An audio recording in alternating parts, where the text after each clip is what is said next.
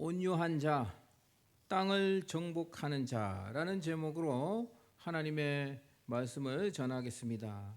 오늘은 성령의 8번째 열매인 온유에 대한 말씀입니다. 온유를 한자어로 풀이하자면은 따뜻할 온 자에 부드러울 유 자입니다. 오늘 본문에서 예수님은 온유한 자가 땅을 기업으로 받는다고 말씀하셨습니다. 땅을 기업으로 받는다는 말은 땅을 차지한다는 그런 뜻입니다. 이 말씀은 굉장히 역설적인 말씀입니다. 우리들도 가끔 일상에서 역설적인 표현을 쓸 때가 있습니다. 역설적이라는 게 무슨 말이냐면요. 예를 들면은 이런 말을 우리가 씁니다. 한번 생각해 보십시오. 지는 것이 이기는 것이다. 이 무슨 뜻입니까? 무슨 말인지 우리가 다 알죠. 역설적이란 거예요. 이런 표현이. 그리고 모르는 게 약이다. 내지는 모르는 게 아는 것이다. 모르는 사람이 똑똑한 사람이다. 뭐 이런 말을 우리가 쓰지 않습니까? 이런 표현들을 역설적이라고 하는 것입니다. 일반적으로 우리가 생각할 때 온유한 사람이 땅을 차지하는 것이 아니라 강한 사람이 땅을 차지합니다. 저는 오늘 이 차지한다는 개념을 좀 더 멋있는 단어를 써서 정복이라는 단어를 쓰도록 하겠습니다. 창세기 1장 28절 말씀에도요. 하나님이 그들에게 복을 주시며 하나님이 그들에게 이르시되 생육하고 번성하여 땅에 충만하라 땅을 정복하라고 말씀하셨습니다. 예수님께서 말씀하시는 차지한다, 정복한다는 개념은요, 세상적인 정복과 개념이 다릅니다. 세상에서 말하는 정복은 당시 로마 제국처럼 남의 나라에 쳐들어가서 힘으로 빼앗는 것을 정복이라고 하죠. 이렇게 힘으로 땅을 정복하면은요, 오래 가지 못합니다. 힘이 약해지면 다시 빼앗기게 되는 것입니다. 세계 역사가 증명을 하고 있지 않습니까? 그 세계를 호령하던 로마 제국이 지금은 어디가 있습니까? 저 이탈리아 반도의 아주 구석에 들어가 있지 않습니까? 유라시아 대륙을 호령하던 몽고 제국이 지금은 어떻게 되어 있습니까? 중국과 러시아 사이에 아주 그렇게 들어가 있지 않습니까? 힘으로 빼앗은 정복은 다시 빼앗기게 됩니다. 예수님이 말씀하시는 땅을 정복한다는 말은요, 헬라어로 클레로노메오라는 단어입니다. 이것은 차지한다는 뜻도 있고 상속받는다는 뜻도 있습니다. 즉 쳐들어가서 남의 나라를 침략해서 힘으로 빼앗는 것이 아니라 하나님께 받아서 소유하는 상태를 가리킵니다. 그리고 땅을 소유하여 그 땅이 하나님의 말씀으로 통치되도록 유지시키는 것, 그것이 바로 온유한 사람이 땅을 차지하고 땅을 정복하는 것입니다. 땅을 정복하여 하나님의 뜻대로 다스리는 것은 하나님의 백성의 사명입니다. 그리고 온유한 사람이 이 사명을 감당한다는 말씀이 바로 오늘 본문의 말씀, 예수님의 말씀인 것입니다. 그렇다면 온유의 뜻은 무엇인가? 방금 한자어로는 따뜻할 온에 부드러울 유라고 말씀드렸는데요. 여러분, 성경은 한자로 쓰여진 것이 아니죠. 신약은 헬라어로 쓰여져 있습니다. 헬라어로 이 온유라는 단어는 프라우테스라는 단어입니다. 이 단어는 선천적으로 태어나면서부터 부드러운 그런 성품을 말하는 것이 아닙니다. 이 프라우테스라는 단어는 주인에 의해 길들여지고 절제된 성품을 말하는 것입니다. 거친 야생마가 주인에 의해 잘 길들여지고 힘을 절제할 수 있을 때 비로소 그 거친 야생마가 명마가 됩니다. 그리고 그 명마가 되어야지만 전쟁터에 나가서 진가를 발휘할 수 있게 되는 것이죠. 성경이 말하는 이 온유한 성품은 선천적으로 착한 성품이 아니라 하나님의 말씀과 성령에 의해 길들여져서 원래 강하지만 그 강함을 절제하는 성품을 온유, 프라우테스라고 하는 것입니다. 그렇다면은 우리 하나님의 자녀들은 이 땅을 차지해야 합니다. 이 땅을 정복해야 하는데 어떻게 온유함으로 이 땅을 정복해야 할까요? 세 가지를 여러분들과 나눠보고자 합니다. 첫 번째, 우리가 어떻게 이 땅을 정복해야 할까? 평상시에는요, 분노를 절제할 수 있어야 합니다. 방금 말씀드렸듯이 온유는 부드럽고 따뜻한 성품이라고 했습니다. 예수님이 온유한 분이셨고 예수님은 거의 화를 내지 않으셨습니다. 예수님 믿는 것 때문에 손해를 보고 예수 믿는 것 때문에 억울한 일을 당하고 화가 나는 일이 생기더라도 우리는 분노를 절제해야 하는 것입니다. 왜냐하면 우리는 감정대로 사는 사람이 아니라 하나님의 말씀과 성령의 인도를 받으며 절제하며 살아야 하는 사람들이기 때문인 것입니다. 그것이 바로 온유한 사람입니다.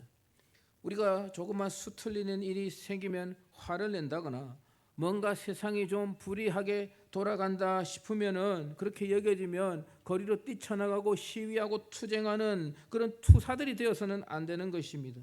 우리는 그렇게 하면은 온유한 사람이 될 수 없습니다. 그리고 그렇게 해서는 땅을 정복할 수 없다는 것입니다.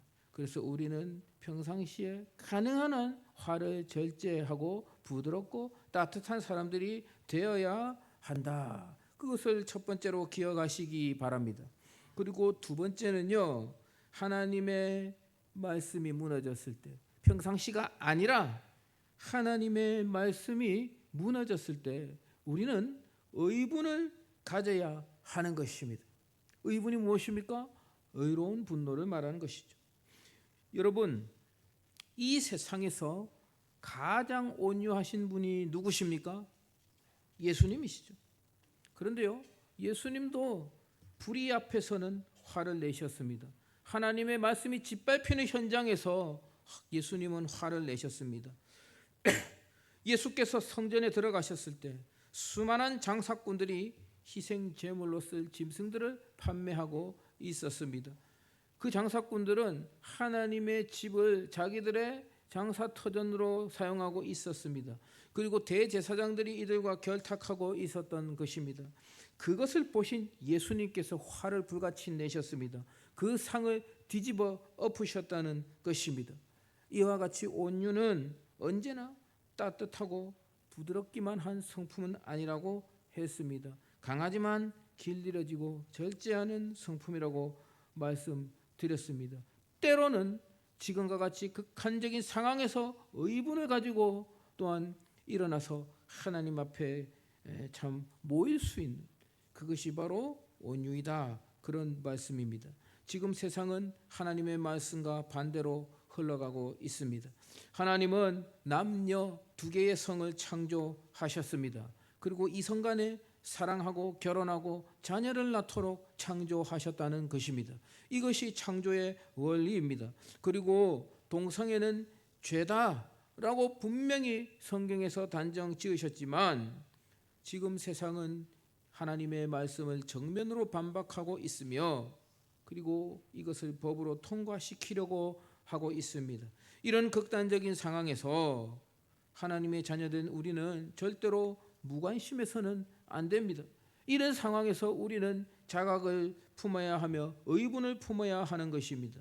우리가 평상시에는 절제하며 살아가지만 그러나 이런 비상시국에 하나님께서 한국 교회를 모이도록 하실 때 의분을 품고 한 마음이 되어 나아가야 하는 것입니다.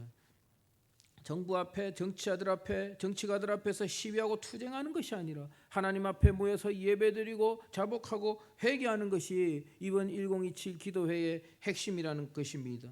우리가 같은 마음으로 나아가야지만 우리가 이 땅을 정복하고 하나님의 말씀대로 하나님의 창조 원리대로 되돌려 놓는 정복을 할 수 있다는 것을 기억하시기 바랍니다. 그래서 우리가 몸은 여기 대구에 있지만 우리의 마음은 광화문에 같이 가 있어야 하며 그리고 오늘 예배 후에 기도회를 하고자 하는 그런 이유가 되는 것입니다. 마지막 세 번째는요, 정복한 이 땅을 후대에게, 다음 세대에게 물려줘야 하는 것입니다. 앞에서 제가 언급했듯이 세상적인 개념으로 힘으로 정복한 땅은요 언젠가 더 힘센 자에게 빼앗깁니다. 그리고 후대에 물려주지 못하게 됩니다. 우리는 이 땅을 정복해야 하며 그리고 다음 세대에게 물려줘야 하지 않겠습니까? 사랑하는 성도 여러분, 우리가 살고 있는 이 대한민국이 어떤 나라입니까? 우리가 어릴 적에 자라오면서 내가 이 대한민국 국민이라는 것이 자랑스럽지 않았습니까? 우리의 선배들이, 우리의 부모들이 하나님을 잘 섬기고 하나님께 축복받아서 이 나라를 세웠습니다. 그리고 이 나라를 아름답게 유지하였고, 그리고 우리가 이 나라를 물려받지 않았습니까? 우리의 부모님들이, 우리의 선배들이 이 땅을 정복하여 우리들에게 물려주셨다는 말씀입니다. 우리는 부강하고 자유로운 이 대한민국에서 마음껏 하나님을 예배하며 살아왔다는 것입니다. 그리고 우리는 우리가 물려받았듯이 이 대한민국을 다음 세대에 물려줘야 합니다. 그런데 지금 그러지 못할 위기에 처해 있습니다. 우리는 이 대한민국을, 이 땅을 다시 정복해야 합니다. 하나님의 말씀, 하나님의 창조 원리대로 다스려질 수 있도록 되돌려 놓아야 한다는 말씀입니다. 우리가 다시 정복하면 우리가 살아온 아름다운 대한민국을 그대로 다음 세대에게 물려줄 수가 있습니다. 그러나 우리가 정복하지 못하면 정복당하게 됩니다. 정복당하게 되면 어떻게 됩니까? 우리가 지금껏 경험하지 못한 끔찍한 대한민국을 우리 사랑하는 자녀들에게, 다음 세대에게 물려줘야 하는 것입니다. 교회에서는 예수가 유일한 구세주라고 가르칠 수 없게 되며, 동성애가 죄악이라고 가르치면 고발을 당하게 되는 그런 나라를 물려줘야 합니다. 사랑하는 내 아들이 남자 며느리를 데려오고, 사랑하는 내 딸이 여자랑 결혼하겠다고 여자 사위를 데려오는 이런 사태가 발생하게 된다는 것입니다.